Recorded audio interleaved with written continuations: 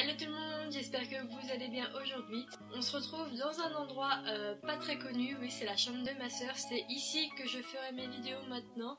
Parce que comme vous avez pu le voir dans ma chambre à moi où il y a le drapeau d'Angleterre, c'est pas très joli et c'est un peu bordélique. Donc en attendant de refaire ma chambre, je ferai mes vidéos ici où il y a un joli décor quand même derrière moi, donc avec des Tsum Tsum, plein d'autres choses Disney, donc c'est un peu aussi mon univers. Mais bref, c'est pas le sujet d'aujourd'hui.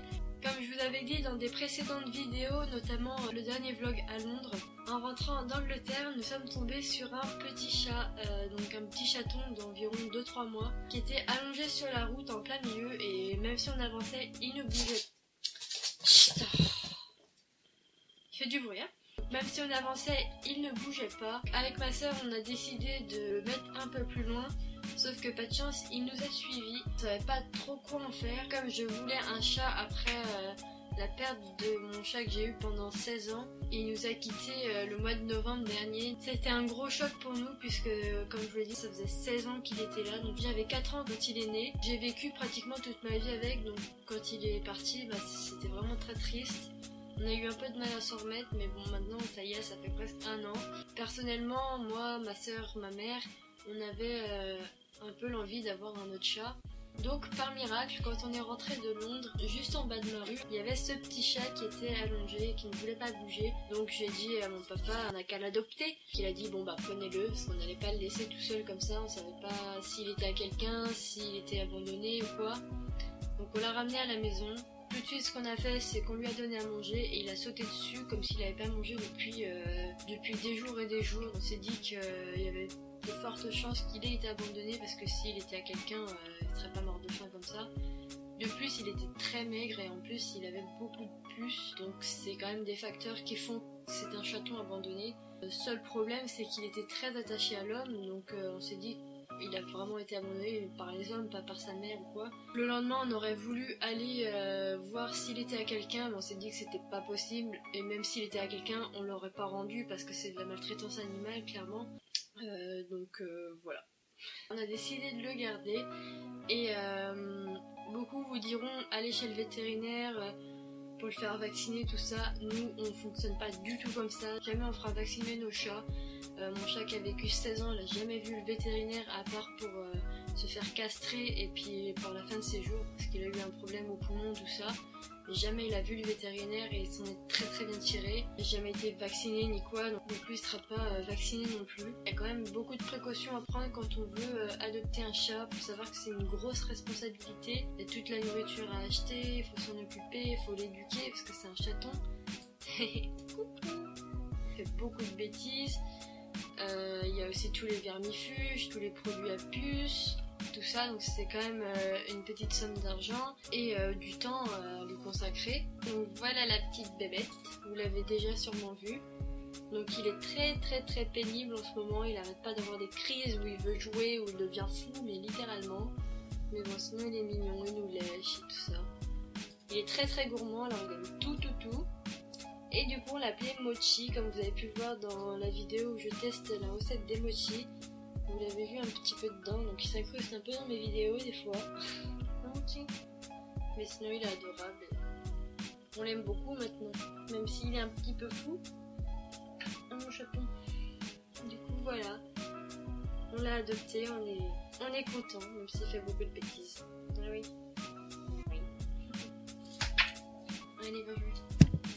Adopter un chaton abandonné, c'est pas une décision à prendre à la légère, faites vraiment attention. Si vous voulez adopter un chat, qui soit adulte ou chaton, faites vraiment attention qu'il soit bien abandonné et qu'il ne soit pas à quelqu'un. Moi, il y avait tous les facteurs pour qu'il soit abandonné, donc voilà, de toute façon, on l'aurait pas rendu comme je vous l'ai dit. Donc après, vous êtes libre d'aller voir le vétérinaire si vous le voulez ou pas. Chacun fait ce qu'il veut avec son animal, soit vous le vaccinez, soit vous êtes comme moi et vous adhérez pas forcément à ça. Après, nous, il ira voir le vétérinaire à 6 mois à peu près pour qu'on puisse le faire castrer. Parce qu'un chat non castré, c'est un chat qui a tendance à partir très loin de la maison.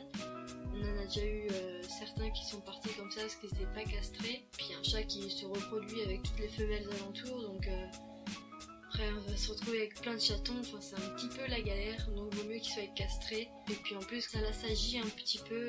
Parce que là, il est vraiment vraiment fou. Il fait énormément de bêtises, mais restez jusqu'à la fin parce qu'il y aura des petites images de lui qui fait un petit peu le débile.